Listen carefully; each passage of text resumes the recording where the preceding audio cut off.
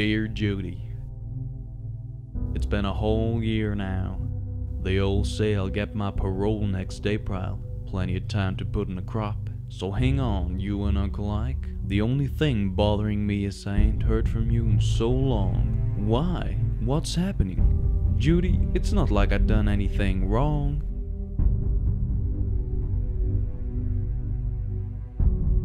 All I did was drive that car.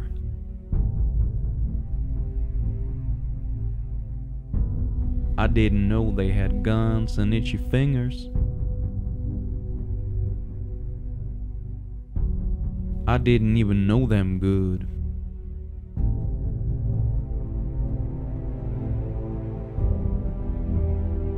There was just a couple of city fellas hanging around a bar, and I happened to let drop that I was the best driver in the county.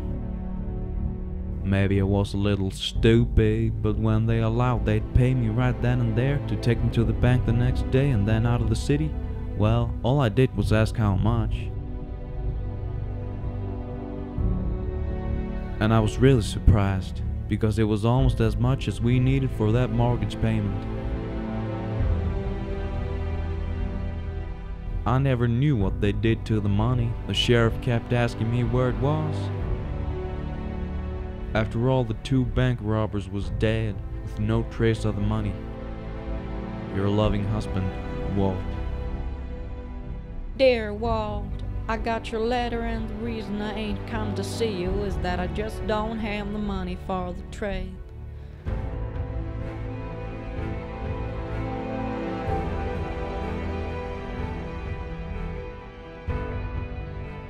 I talked to George and told him right out that we was liable to lose the farm unless we got that mortgage installment paid, and how much I could pay until I got a crop in. And I said that with George being promoted to be vice president of the bank, he could maybe do something. But he told me he couldn't do anything for us. Your loving wife, Judy.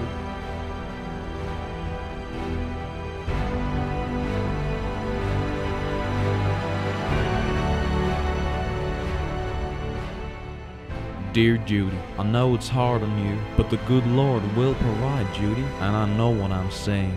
About George and the bank holding off, you want to get it written down. Next time you see him, you want to ask him about Ruthie Walkings, which I found about here in the prison. If you mention Ruthie Walkings, he will give you whatever you want. Dear Walt, George took me out to dinner, and we talked about a lot of things. And like you told me to, I just happened to mention Ruthie Walkings. And then I said about the mortgage and how it ought to be written down. And the very next day I got a letter from the bank promising to hold off until autumn. But I don't know what good it's going to do, because when I was out, I got the idea he ought to go riding in the tractor, which he did. He drove into a big ditch on the west side. Ike didn't get hurt bad, but you ought to see what's left of the tractor. So how do I make that mortgage payment in the fall with no crop coming in? And if I don't pay up, we got no farm. You said the good Lord would provide, but how? How? Dear Judy, you gotta be patient like I said. And if you're real patient, the Lord will provide, because he came to me in a dream, and he said that there was something buried in the south field that would take care of us. Dear Walt, I don't know just how to tell you this, but I guess I'll just set it down the way it happened. The sheriff and his deputy showed up the day before yesterday, but I don't know rightly what the sheriff came for. And you'll never think of what those deputies of his had done. Walt, they went down to that sour field and they spent a whole day digging, and then they came back the next day and kept on until they dug up just about every inch of that field.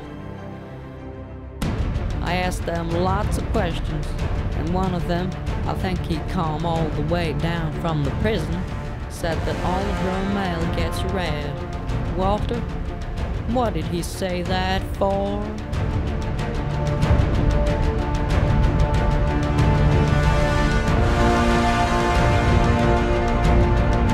Dear Judy, now plant.